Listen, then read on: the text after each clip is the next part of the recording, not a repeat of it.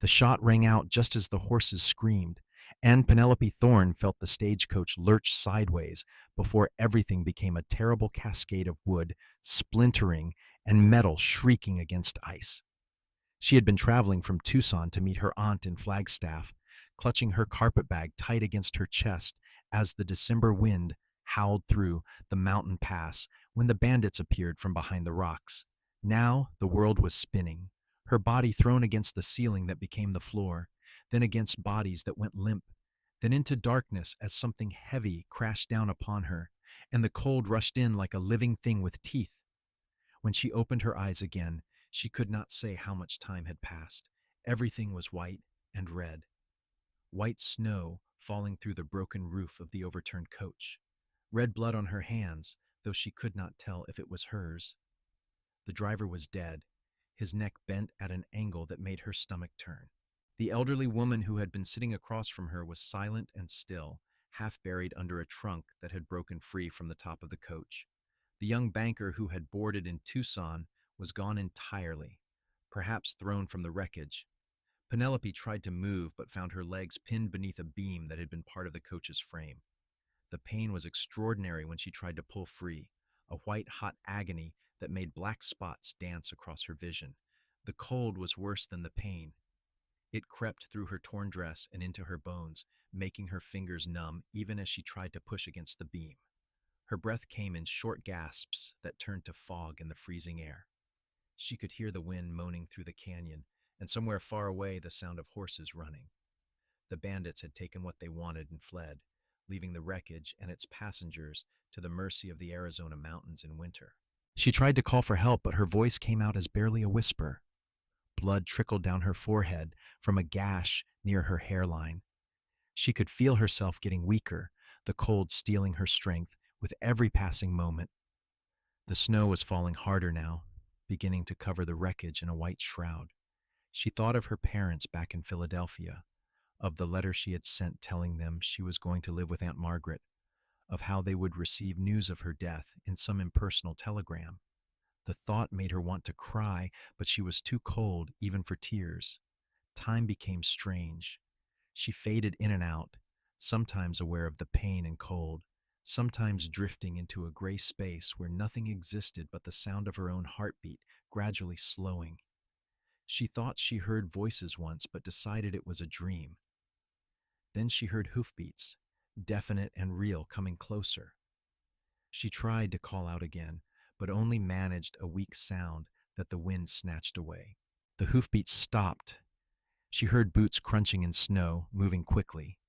Then a voice, deep and urgent, calling out, "Anyone alive in there? Can you hear me?"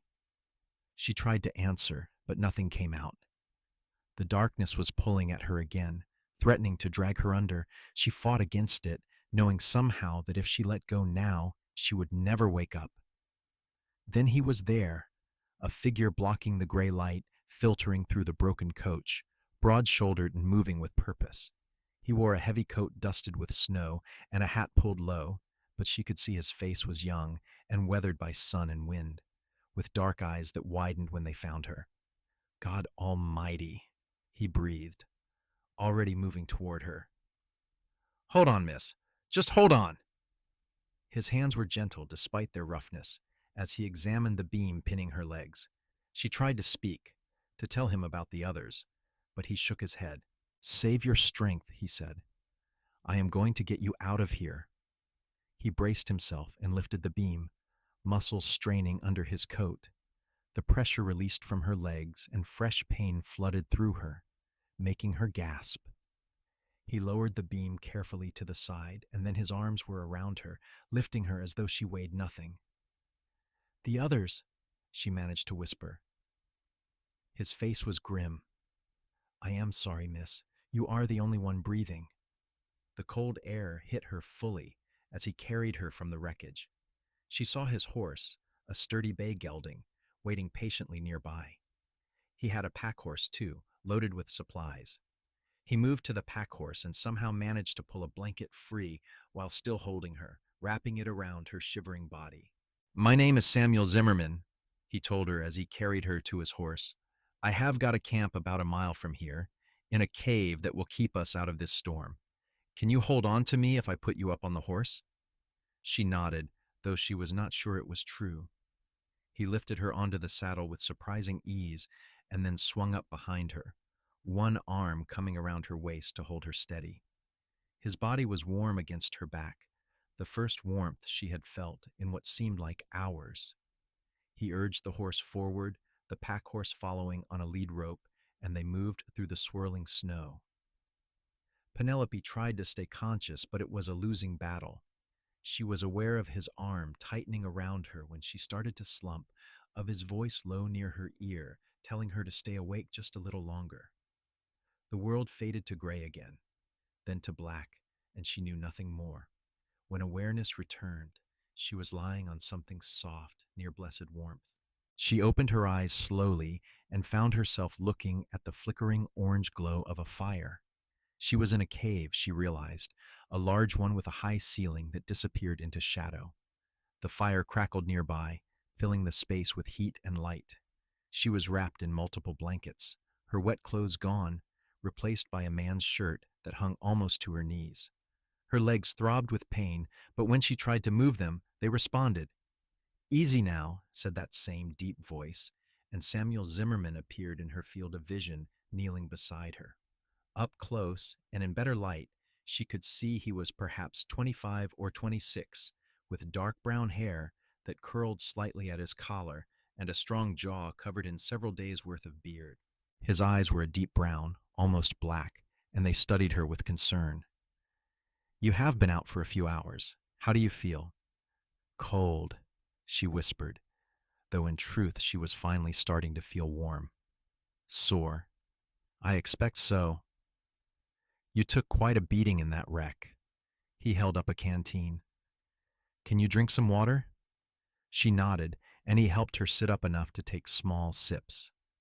The water was cold and pure, and the best thing she had ever tasted. When she had drunk enough, he lowered her back down gently. "Your legs are badly bruised, but I do not think anything is broken," he said. "You have got a nasty cut on your forehead that I cleaned and bandaged. Some scrapes and bruises elsewhere, but nothing that will not heal, given time and rest."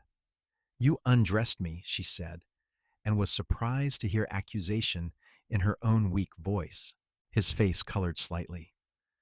"You were soaked through and freezing. I kept my eyes to myself as much as possible, miss, and got you into dry clothing as quick as I could. It was that, or let you freeze to death." She felt heat rise to her own cheeks, ashamed of her suspicion. "I apologize. You saved my life. I should not question your intentions. No need to apologize. You do not know me from Adam. I would be suspicious too in your place." He sat back on his heels. "What is your name, miss?" "Penelope Thorne. I was traveling from Tucson to Flagstaff to stay with my aunt." "Well, Miss Thorne, I am afraid that journey just got a lot more complicated. That storm out there is only getting worse. We are stuck in this cave until it passes, which could be a day or more." She absorbed this information slowly. Alone in a cave with a strange man for days. Her reputation would be ruined if anyone found out. Not that reputation mattered much when you were nearly frozen to death. "Where were you headed, Mr. Zimmerman?" "Just Samuel, please. I was heading back to my ranch outside Coolidge. Been up in the mountains checking on some cattle I have grazing in the high country before winter sets in proper. Found them this morning and was heading home when I heard the shots from the holdup. Got there too late to do anything about the bandits, but in time to find you." "Coolidge is south," she said. "That is the opposite direction from Flagstaff." "It is," he agreed. "But in this storm, the only direction that matters is toward shelter. Once we can travel safely, I will take you to the nearest town with a telegraph office so you can wire your aunt." She nodded, too tired to argue. Her eyes were already drifting closed again. She felt him pull the blankets up higher around her shoulders and add another piece of wood to the fire. Then she was asleep once more, falling into dreams of spinning coaches and cold wind and strong arms lifting her toward warmth. When she woke again, pale light was filtering in from the cave entrance, and the smell of coffee filled the air. She pushed herself up on her elbows, wincing at the soreness that had settled into every muscle, and saw Samuel crouched by the fire with a battered coffee pot. He glanced over and gave her a slight smile. "Morning. How are you feeling?" "Like I was trampled by horses," she admitted, pushing her hair back from her face. It was a tangled mess, full of dried blood and heaven knew what else. Probably not far from the truth. He poured coffee into a tin cup and brought it over to her. "Can you sit up?" With his help, she managed to prop herself against the cave wall, the blankets wrapped around her. The coffee was strong and black and bitter, with no sugar or cream, but it was hot and she drank it gratefully. While she drank, she took stock of her surroundings more carefully. The cave was indeed large, perhaps 20 feet deep and 15 wide, with a relatively flat floor. Samuel had set up a neat camp near the back wall, his saddle and gear arranged precisely. The entrance showed swirling white snow still falling steadily. "Still storming," she observed. "Yes, madam. Looks like we will be here at least another day." He returned to the fire and used a fork to turn something in a small pan. "I have got some salt pork and beans if you think you can eat." Her stomach growled an answer, and she realized she was ravenous. "Yes, please." He served her a plate of the simple fare, and it tasted like a feast. While she ate, he tended to the horses, which he had brought into the wide entrance of the cave to shelter them from the worst of the storm. The bay gelding she had ridden and the pack horse stood patiently, already fed and watered. He spoke to them in a low, gentle voice, running his hands over their legs to check for injuries. "You are good with animals," she said when he returned to the fire. "Spent most of my life around them. Grew up on a ranch in Texas. Came out to Arizona Territory 5 years ago to start my own place." He poured himself more coffee. "What about you? What brings a Philadelphia lady to Arizona?" She blinked in surprise. "How did you know I was from Philadelphia?" "Your accent and the label inside your carpet bag, which I found in the wreckage. Brought it back for you." He gestured to her bag, sitting near his saddle. "Did not open it, just saw the luggage tag." "Thank you." She was touched that he had gone back into the wreckage for her belongings. "I am from Philadelphia, yes. My parents thought the drier climate might be good for my health. I had pneumonia last winter and it left me weak. My mother's sister married a rancher near Flagstaff 20 years ago, and they offered to let me stay with them for a year or so." "Mining country up that way," Samuel said. "Your uncle in that business?" "Cattle, actually. The ranch has been doing well, according to Aunt Margaret's letters." They fell into silence, but it was not uncomfortable.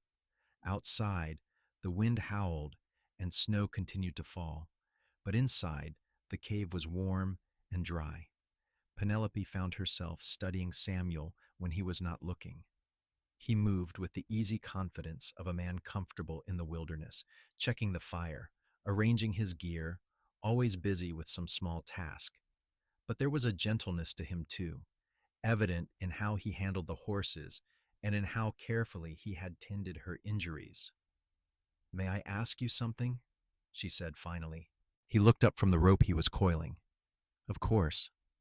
Why were you alone in the mountains? It seems dangerous to travel by yourself in winter." "I could ask you the same question," he pointed out, but his tone was mild.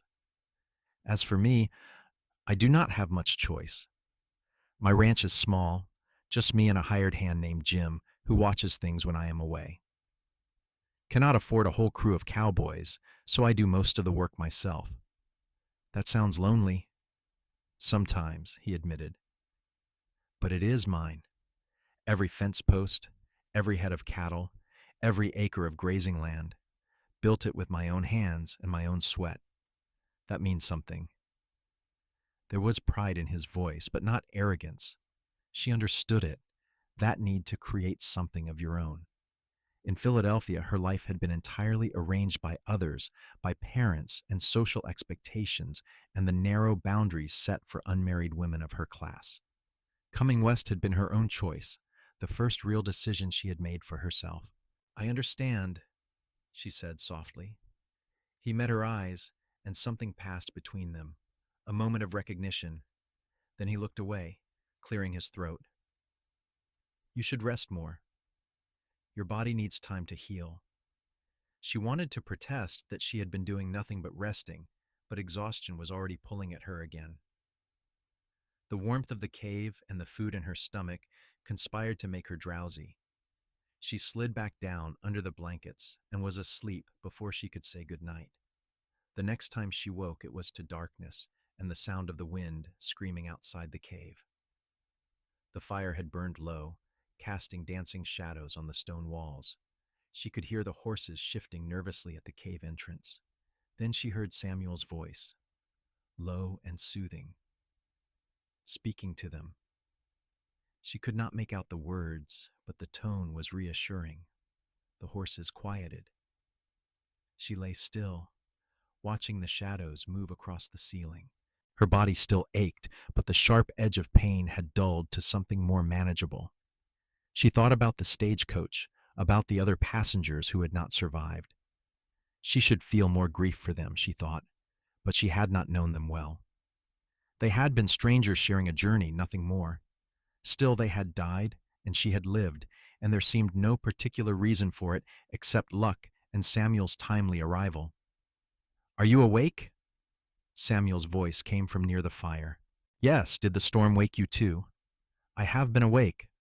Storm like this, it pays to keep watch. Make sure snow does not block the entrance or the fire does not get too low. He added wood to the flames, bringing light back to the cave. How are you feeling? Better? Sore, but better. She sat up, keeping the blankets around her shoulders. Will the storm end soon? Hard to say. Mountain storms can be unpredictable. Could blow itself out by morning, or could last another few days. I hope it is the former. My aunt will be worried when the stage does not arrive. The stage company will send out a search party once the weather clears. They will find the wreckage and the bodies. Your aunt will be notified that you are missing. He paused. I am sorry, I know that is not comforting. It is the truth. Better than false comfort.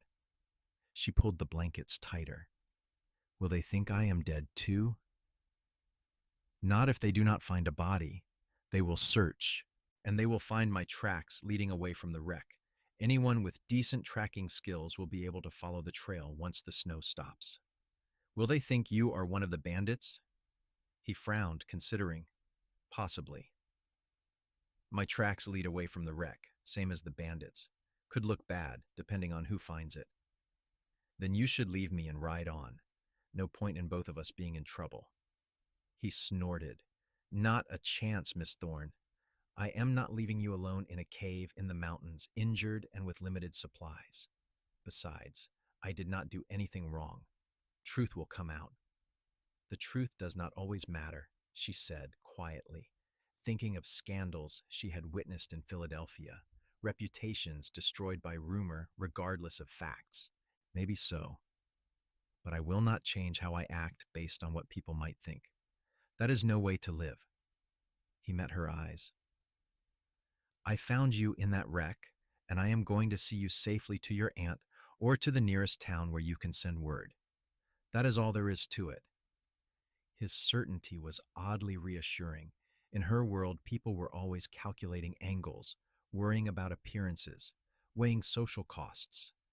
But Samuel seemed to operate on a simpler set of principles, doing what he thought was right regardless of consequence.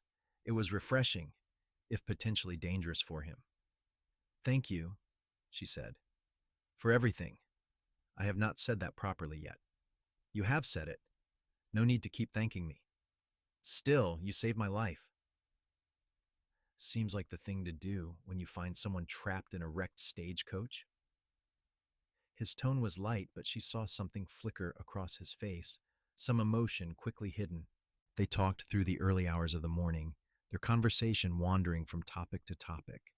She told him about Philadelphia, about the row house where she had grown up, about the society parties she had attended and found suffocating. He told her about Texas, about learning to ride before he could walk properly, about the ranch his father had built and lost to debt when Samuel was 16. She learned that he had worked as a cowhand on various ranches for nearly 10 years, saving every penny before finally buying his own land in Arizona. Why Arizona? She asked. Land was cheaper than Texas or California, and I liked it when I passed through. Something about the space, the sky, felt like a place where a man could breathe. He smiled slightly. Sounds foolish when I say it out loud. No, it does not. I think that is why I wanted to come too. Philadelphia felt like it was closing in on me.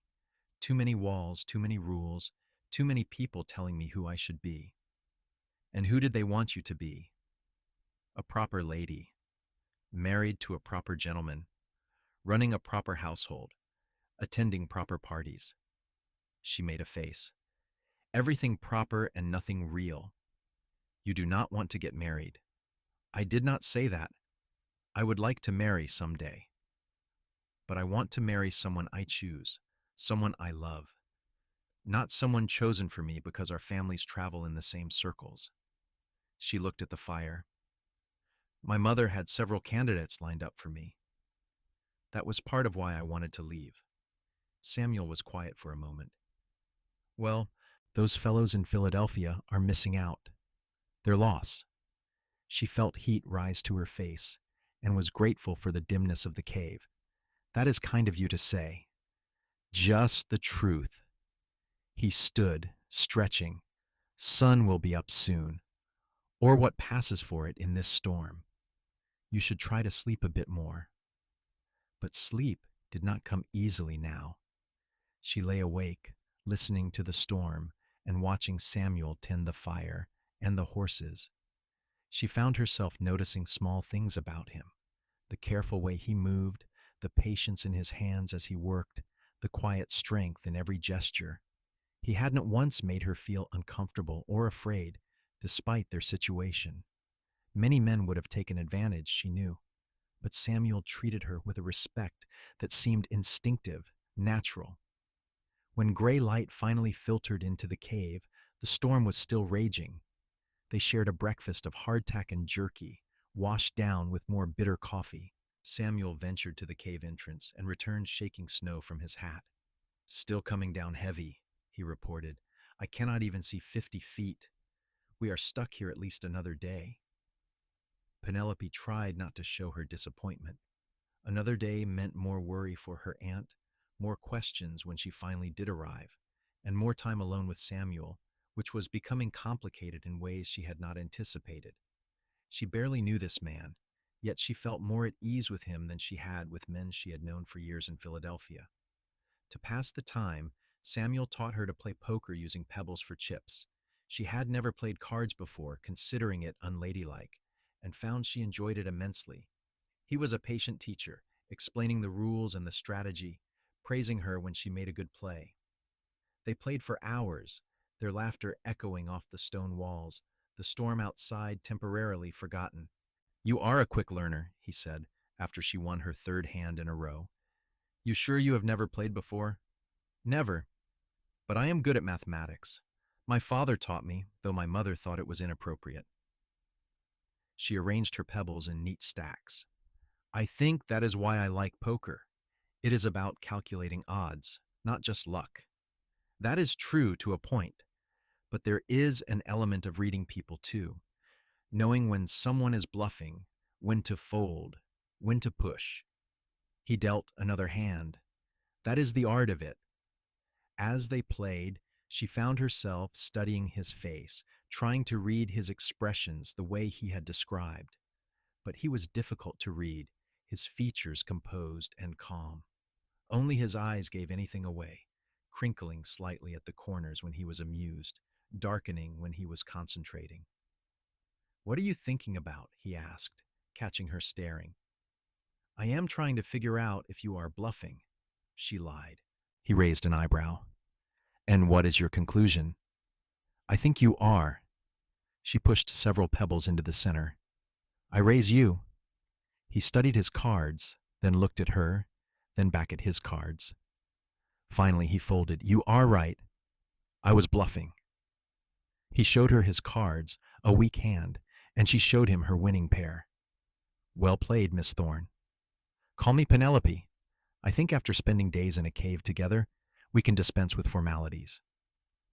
Penelope, he said, and the way he said her name, with a slight drawl that softened the syllables, made something flutter in her chest. I am Samuel, then, not Mr. Zimmerman. Samuel, she repeated, trying out the name. It suited him, she decided, strong and simple and honest. That evening, the storm finally began to ease. The wind dropped to a whisper, and the snow became lighter, falling in lazy spirals instead of driving sheets. Samuel went to the cave entrance and stood looking out for a long time. It will be clear by morning, he said when he returned. We can leave at first light. She should have been relieved, but instead she felt an odd sense of loss. In this cave, removed from the world and its expectations, something had formed between them. Once they left, reality would intrude. She would go to her aunt, and he would return to his ranch, and they would likely never see each other again. What is wrong? Samuel asked, noticing her expression. Are you in pain? No, I am fine, just tired. It was not entirely a lie. Her body was still healing, and exhaustion came easily. That night she could not sleep. The cave felt different knowing they would leave it soon, less like a shelter and more like a prison keeping her from whatever came next. She watched the fire and listened to Samuel's even breathing and tried not to think about what it would mean to say goodbye to him. Penelope? His voice startled her. She thought he was asleep. Yes. Can I ask you something? Of course. He was quiet for a moment. Do you really want to stay with your aunt? Or were you running away from Philadelphia? She considered lying, but he had been nothing but honest with her. He deserved the same. Both. I do want to see my aunt, and I hope the climate helps my health. But yes, I was running away too. From my mother's plans, from a life that felt like it was strangling me. And what will you do? After you have been with your aunt for a while? I do not know. I have not thought that far ahead. It was frightening to admit that she had no plan beyond escaping. What about you? What are your plans for your ranch? Build it up. Get my herd to 100 head, maybe more. Build a proper house instead of the cabin I have got now.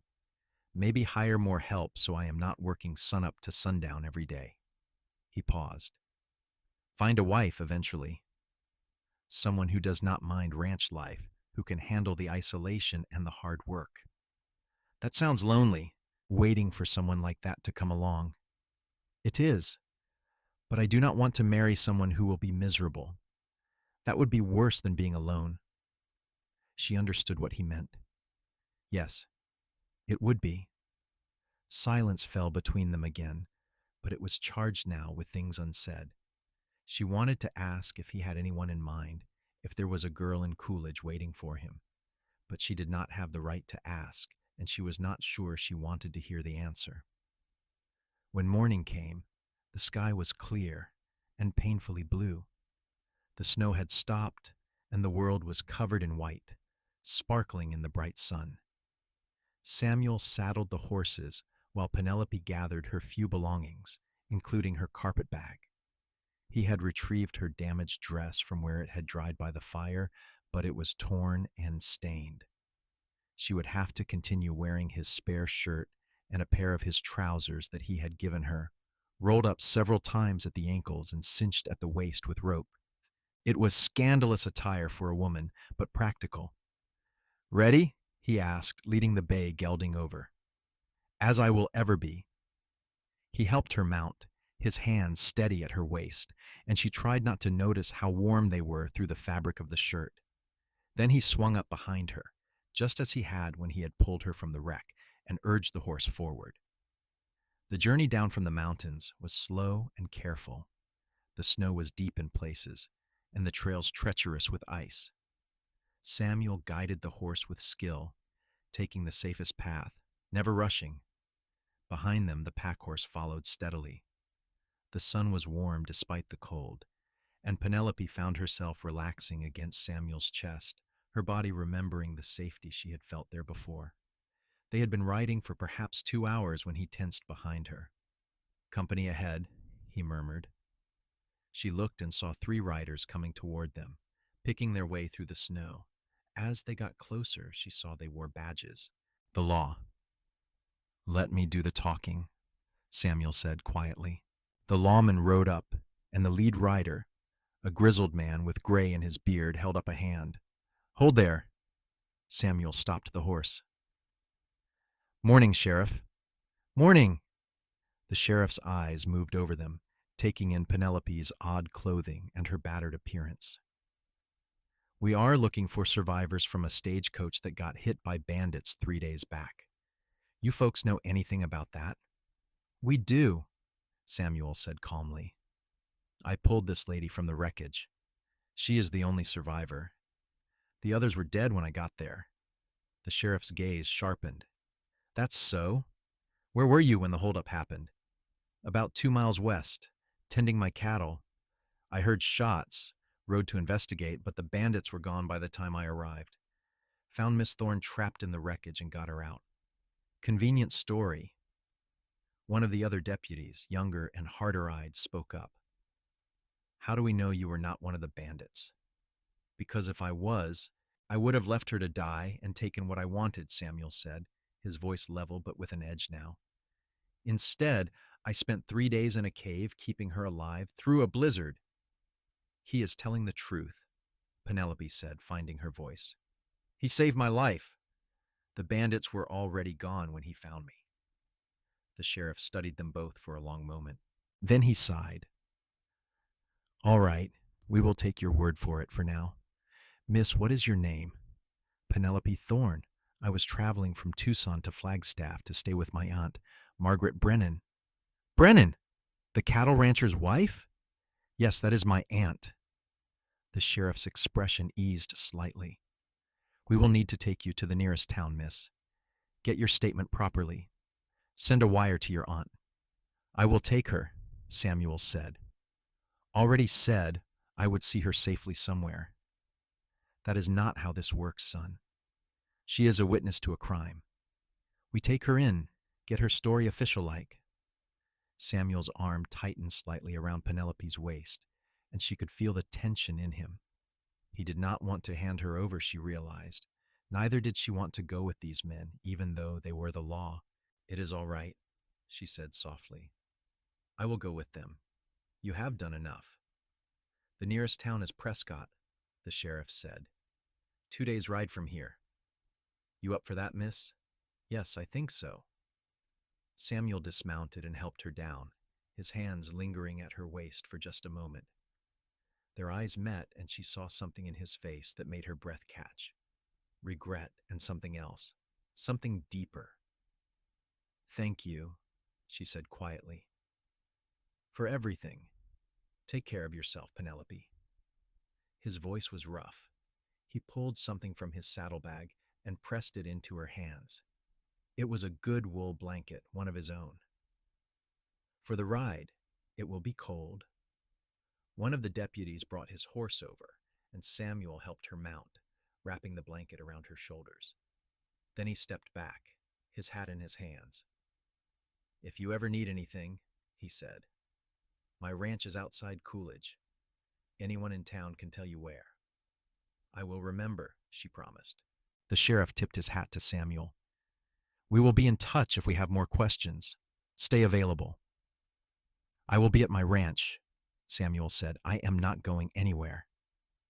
As the lawmen turned their horses and started down the mountain, Penelope looked back. Samuel was still standing there, watching them go, his hat in his hands and his horse beside him. Even from a distance, she could see the set of his shoulders, the way he held himself very still. Then a turn in the trail took him from view, and he was gone. The ride to Prescott was long and uncomfortable. The deputy whose horse she shared was polite but distant, and the sheriff was focused on getting to town quickly. They made camp that night in the open, and Penelope wrapped herself in Samuel's blanket and tried not to think about the warmth of the cave or the sound of his voice in the darkness. When they reached Prescott, The sheriff took her to the small hotel and arranged a room for her, paid for by the county, until her aunt could be reached.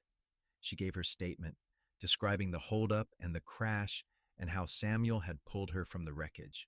The sheriff wrote it all down carefully and had her sign it. "Your aunt has been notified," he told her. "She is sending someone to fetch you. Should be here in 3 or 4 days." "Thank you, Sheriff." He tipped his hat. "You are a lucky young lady, Miss Thorne. Not many survive something like that." She knew he was right, but as she climbed the stairs to her room, alone and aching, she did not feel particularly lucky. She felt lost. The hotel room was clean and warm, with a real bed and a washstand and privacy. She should have been grateful. Instead, she found herself staring out the window at the mountains in the distance, wondering if Samuel had made it back to his ranch safely, wondering if he was thinking of her.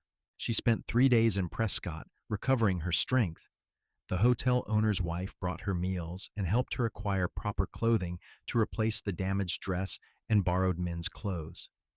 Penelope spent the time reading newspapers and trying not to think about a cowboy with dark eyes and gentle hands. On the 4th day, a man arrived from Flagstaff. He was her uncle's foreman, a leathery fellow named Pete who treated her with gruff kindness. They set out the next morning in a wagon, the journey to Flagstaff taking another 2 days. Her aunt met her at the ranch with tears streaming down her face, pulling her into a fierce embrace. Margaret Brennan was a sturdy woman in her late 40s with gray-streaked hair and a face lined by sun and wind. She looked nothing like Penelope's delicate mother, though they were sisters. "We thought you were dead," she sobbed. "When we got the telegram about the wreck, about the bodies, we were sure you were gone." "I nearly was, Aunt Margaret. A cowboy named Samuel Zimmerman pulled me from the wreckage and kept me alive through the storm." "Then I owe him a debt I can never repay," her aunt said fiercely. "Where is this man? I must thank him properly." "He has a ranch near Coolidge. That is all I know." Her uncle, a big bear of a man named Thomas, shook her hand with surprising gentleness. "You are welcome here for as long as you want to stay, Penelope. This is your home now." The Brennan Ranch was everything her aunt's letters had promised. A sprawling operation with good water and rich grazing land, a large ranch house with real glass windows, and a dozen hands who worked the cattle. Margaret and Thomas had no children of their own, and they treated Penelope like the daughter they had never had. She should have been happy. The air was clean and dry, good for her lungs. The work was honest and satisfying. Her aunt and uncle were kind. But she could not settle. She would find herself staring south, toward Coolidge, wondering what Samuel was doing, if he ever thought of her, if she had imagined that connection she felt between them. 2 weeks passed, then 3. Winter deepened and the ranch work continued. Penelope learned to help with the accounts, her mathematical mind making quick work of the ledgers. She learned to ride properly, not side saddle like a Philadelphia lady, but astride like a ranch woman. She learned the names of the hands and the cattle and the landmarks that defined the property. But at night, lying in her comfortable bed in her aunt's house, she thought of a cave in the mountains and a man who had saved her life. One evening in late January, her aunt found her standing by the window looking south. Margaret came to stand beside her, looking out at the darkness. "You are thinking of him," she said. "It was not a question." Penelope started. "I do not know what you mean. The cowboy, Samuel. You are thinking of him." There seemed no point in denying it. "Yes. Do you love him?" The question was so direct, it took Penelope's breath away. Did she love him? How could she love someone she had known for only a few days, and yet she thought of him constantly, worried about him, missed him with an ache that would not fade? "I do not know," she whispered. "How can I love someone I barely know?" "Sometimes you just know," Margaret said softly. "When I met Thomas, I knew within an hour that I would marry him. My parents thought I was mad. He was a rough cowboy, And I was a city girl from Philadelphia, just like you. But I knew. And you never regretted it? Not once. Oh, ranch life is hard, and there have been difficult times. But I would rather have one day with Thomas than a lifetime with anyone else. She put her hand on Penelope's shoulder. If you want to see this man again, you should go. I cannot just show up at his ranch uninvited. Why not? He saved your life. Surely that earns him a visit of thanks. Margaret smiled. Take Pete with you for propriety. Go to Coolidge, find this Samuel Zimmerman, and see if what you felt in that cave was real or just the result of extreme circumstances. What if he does not feel the same way? Then you will know, and you can come back here and move on with your life. But if you do not go, you will always wonder. Penelope knew her aunt was right. She had spent 3 weeks wondering, and it was driving her to distraction. Better to know the truth, whatever it was, than to spend the rest of her life asking what if. I will go, she said. Tomorrow. Margaret hugged her. Good girl. Take the buckboard and Pete. It is a 4-day journey to Coolidge, maybe 5. Take supplies and stay safe. The next morning, Penelope set out with Pete, driving the buckboard and supplies, for a week packed in the back. The weather was cold but clear, and the journey south was uneventful. They passed through small towns and vast stretches of empty land, seeing more cattle than people. The landscape changed as they traveled, becoming drier and flatter, more desert than mountain. Coolidge turned out to be a small town in the broad valley, barely more than a main street with a general store, a saloon, a blacksmith, and a few other buildings. They arrived on a cold afternoon in early February, the sun already sinking toward the western horizon. Pete stopped the buckboard in front of the general store. I will ask after your cowboy, miss. He went inside and emerged a few minutes later with a thin man in an apron. The storekeeper looked at Penelope with frank curiosity. You are looking for Samuel Zimmerman's place, he asked. Yes, sir. It is about 5 miles east of town. Follow the main road and watch for a gate with a Z brand on it. Cannot miss it. He scratched his chin. Samuel does not get many visitors. He is not in trouble, is he? No, nothing like that. He helped me some weeks ago, and I wanted to thank him properly. The storekeeper's expression cleared. Ah, well, he is a good man, Sam Zimmerman. Little rough around the edges, but honest as the day is long. You tell him Charlie from the store says hello. They followed the directions, the buckboard rattling over the rutted road as the sun sank lower. True to the storekeeper's word, they found a gate with a large Z brand burned into the wood. The gate was open, and the road beyond led across open range toward a cluster of buildings in the distance. As they got closer, Penelope could see a small cabin, a barn, a corral, and several outbuildings. Cattle grazed in the distance. Smoke rose from the cabin's chimney. It was a modest operation, but neat and well maintained. Pete pulled the buckboard to a stop in front of the cabin. Before Penelope could climb down, the door opened and Samuel emerged. He stopped dead when he saw her, his eyes going wide. Penelope? She climbed down from the buckboard, her heart hammering. He looked just as she remembered, perhaps a bit thinner, his face shadowed by several days of beard. He wore work clothes, stained with dirt and sweat, and his hair needed cutting. He was the most wonderful thing she had ever seen. Hello, Samuel. He came down off the porch slowly, as if afraid she might vanish if he moved too quickly. What are you doing here? Is everything all right? Are you hurt? I am fine. I wanted to see you. It sounded foolish when she said it out loud. To thank you properly.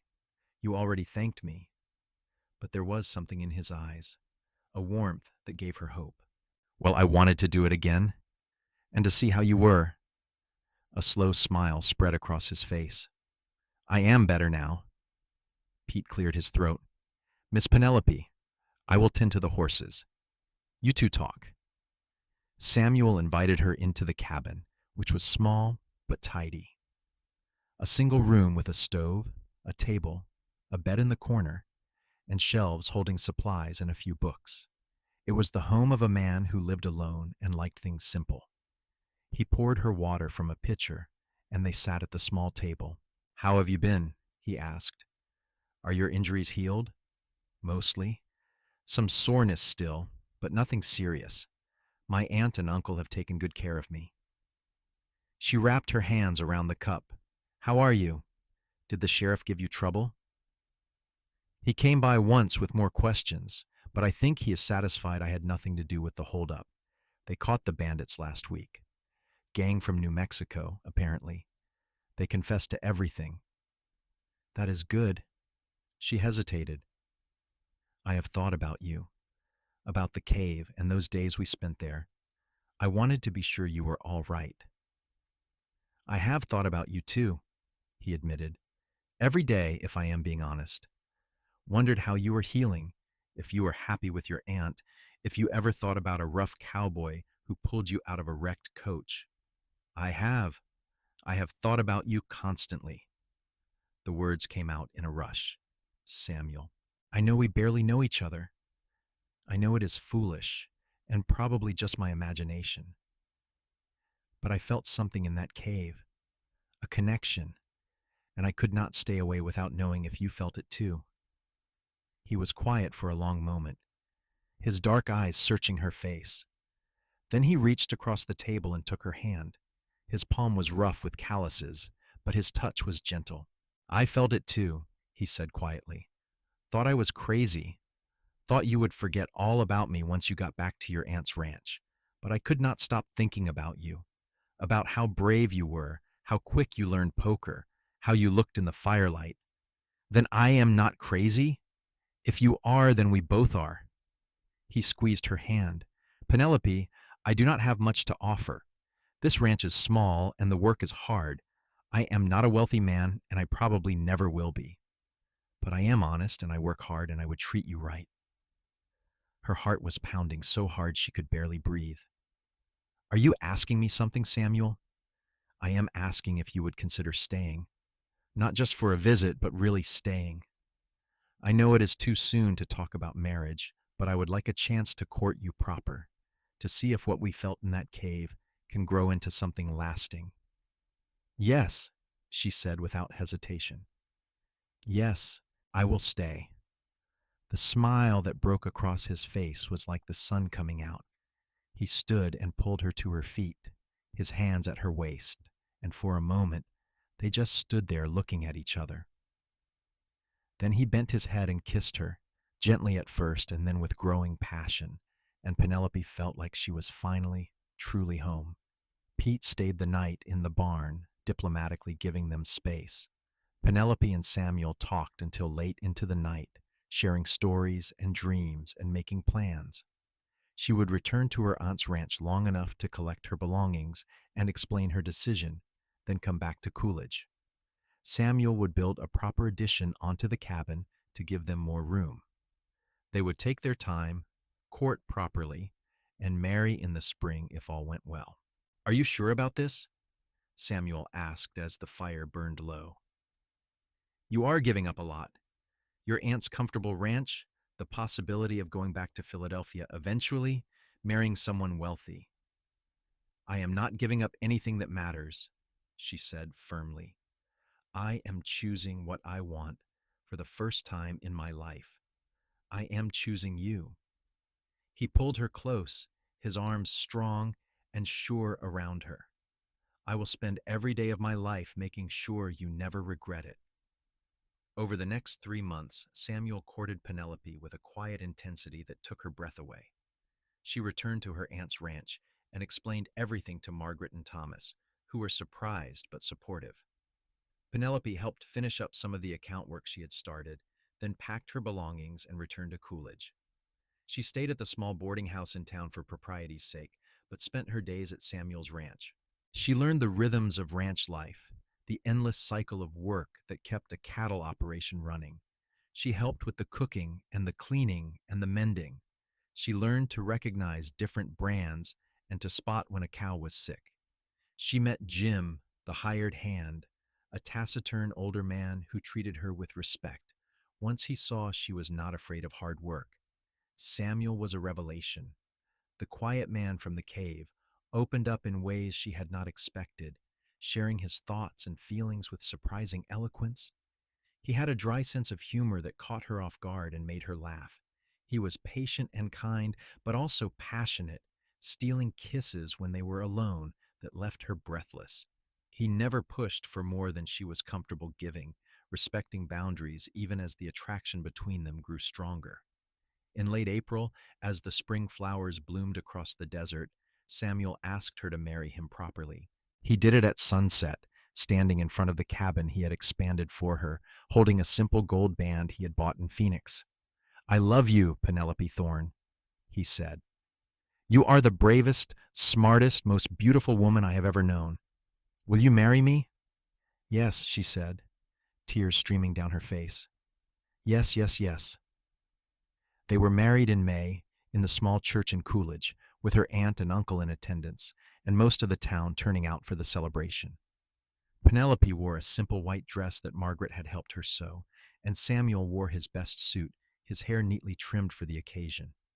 The preacher pronounced them husband and wife, and Samuel kissed her with a thoroughness that made the congregation laugh and cheer. The first year of their marriage was not easy. The ranch work was harder than Penelope had imagined, and there were times when she fell into bed exhausted, her hands blistered and her back aching. Money was tight, and the summer was brutal, the heat unlike anything she had experienced in Philadelphia. But Samuel was always beside her, working twice as hard as anyone, never complaining, always finding ways to make her smile even when things were difficult. At night, in the bed they shared in the cabin, he held her and told her she was stronger than she knew.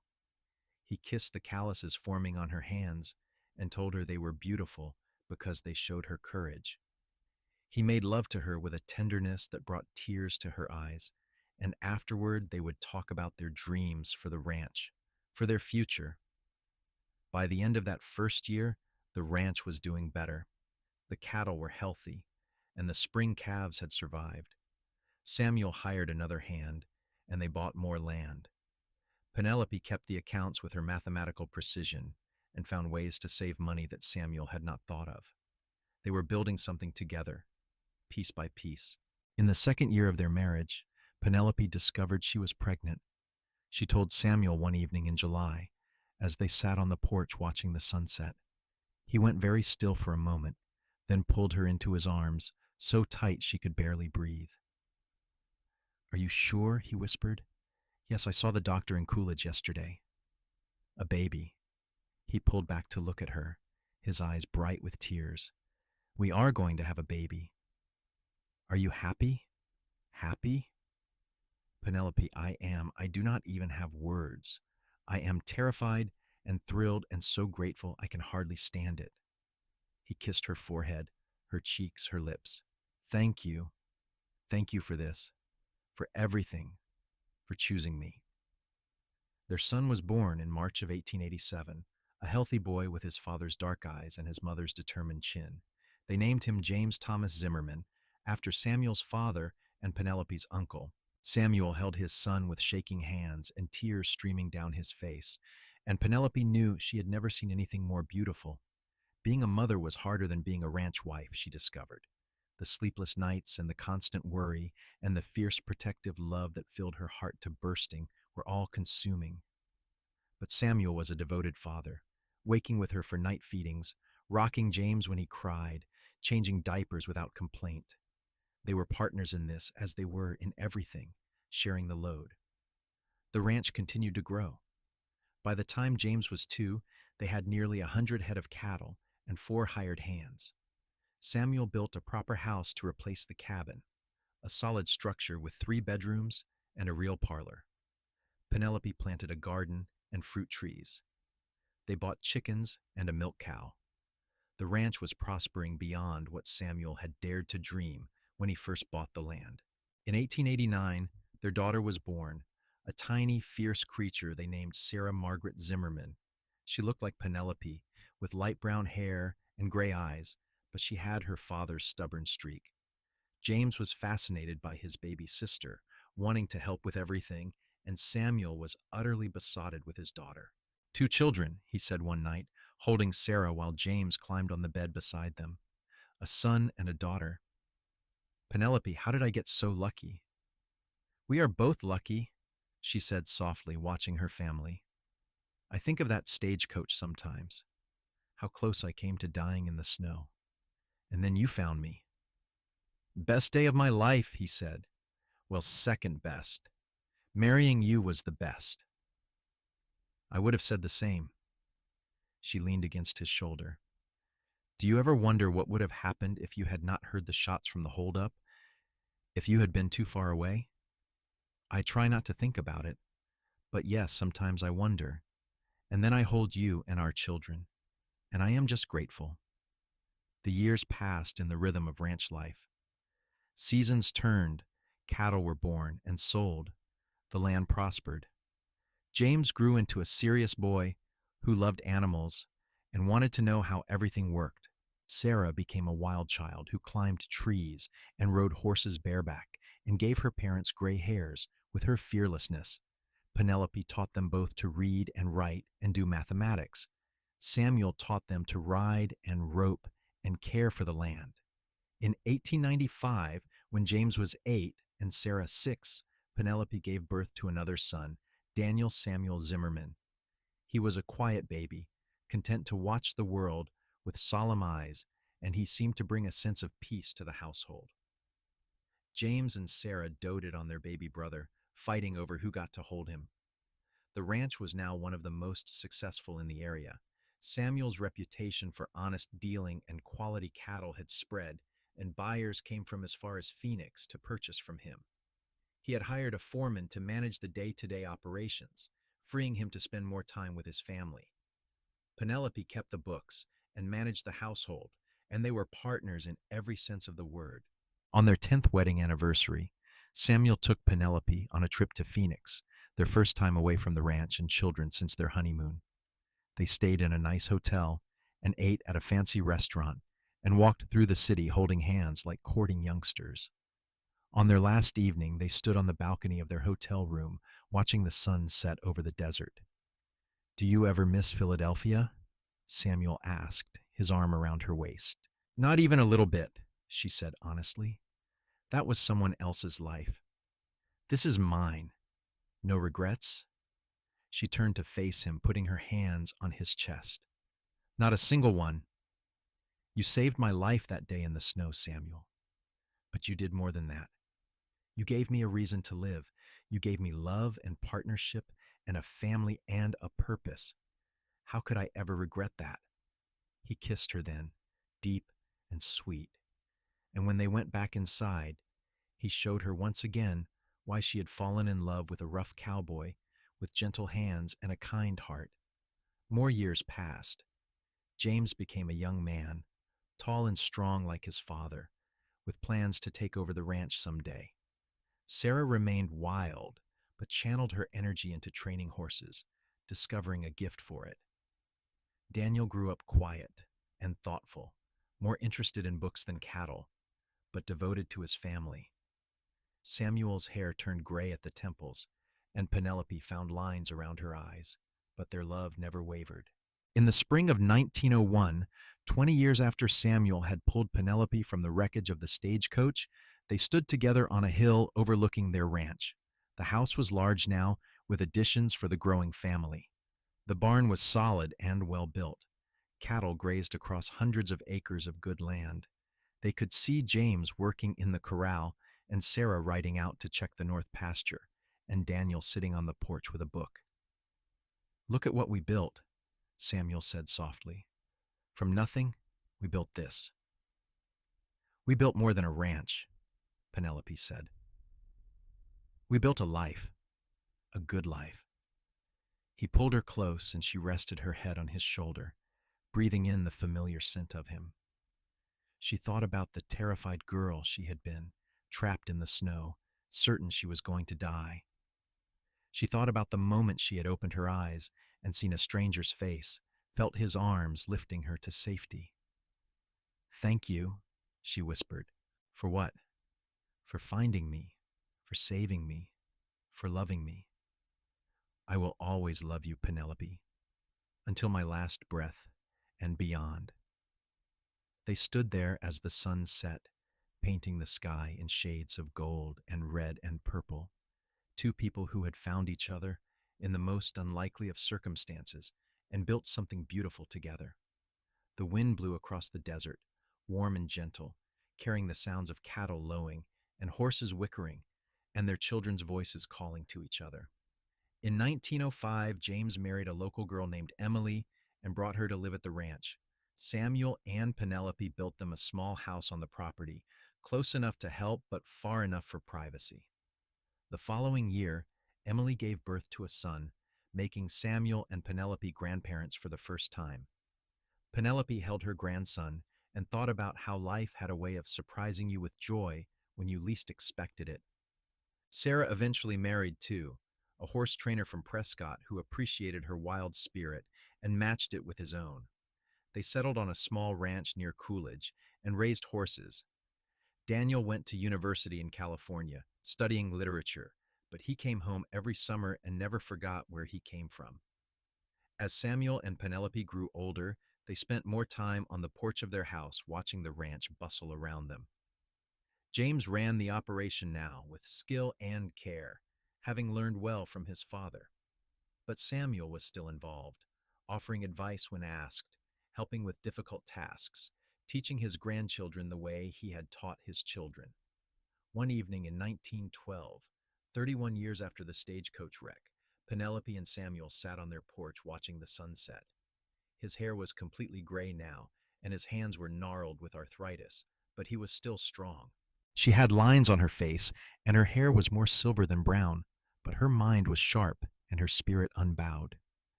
"Do you remember the cave?" she asked softly. "Every detail," he said.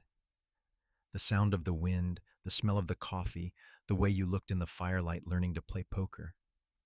I fell in love with you there, I think. In that cave, cut off from the world. I felt safer with you than I had ever felt with anyone. I fell in love with you too. Tried to tell myself it was just the circumstances, that you would forget about me once you got back to civilization. But I could not forget you. I am glad I came to Coolidge. I am glad I was brave enough to find you and tell you how I felt. I am glad you were brave enough too. You have always been brave, Penelope. From the moment I met you, fighting to stay alive in that wreck, you have been the bravest person I know." She took his hand, their fingers intertwining with the ease of decades of practice. "We have had a good life, Samuel. The best life," he agreed. "More than I ever dreamed possible." They sat in comfortable silence as the stars came out, one by one, filling the desert sky with light. Around them, the ranch settled into evening quiet. In the distance, they could hear James talking to the hands about the next day's work. Closer, Emily was singing to the children inside the house. The sounds of family, of home. "I love you," Penelope said. "I will love you forever." "And I love you," Samuel replied, "in this life and whatever comes after." They remained on the porch until the night grew cold, then went inside to the house they had built together, the life they had created from nothing but determination and love. Behind them, the desert stretched out under the stars, vast and beautiful and filled with possibility, just as it had been the day a cowboy pulled a woman from the snow and saved her life in more ways than one. The years continued their steady march. Samuel and Penelope celebrated their 40th wedding anniversary in 1921, surrounded by children and grandchildren and even great-grandchildren. The ranch had become a family legacy, passed from father to son, growing and prospering with each generation. But it all traced back to that moment in the snow, to a stagecoach wreck, and a cowboy who refused to leave a stranger to die. When Samuel Zimmerman passed away peacefully in his sleep in 1925 at the age of 70, Penelope held his hand and whispered that she would see him again. She lived 2 more years, spending them surrounded by the family they had created together before joining him in the small cemetery on the hill overlooking the ranch. They were buried side by side under a shared headstone that read, Samuel and Penelope Zimmerman, together in life, together in eternity. Their children made sure the story was never forgotten. They told it to their grandchildren and great-grandchildren, the tale of how Grandpa Samuel had found Grandma Penelope in a stagecoach wreck in the snow and pulled her from the rubble, how he had kept her alive through a blizzard in a cave, how she had been brave enough to ride to his ranch weeks later and tell him she loved him, how they had built a life together from nothing, raising a family and creating a legacy that would last for generations. The ranch still stood, passed down through the family, a testament to what two people could build when they found each other against all odds. And on quiet evenings when the wind blew across the desert, some of the old-timers in Coolidge would swear you could still see them sitting on that porch, hand in hand, watching the sunset together, just as they had for more than 40 years. It was a love story that started with a tragedy and became something beautiful, a story of survival and courage and two souls finding each other in the wilderness. A story that proved sometimes being left in the snow after a stagecoach wreck was not the end, but rather the beginning of something extraordinary. If only the right cowboy came along to pull you from the rubble and into a life more wonderful than any you could have imagined.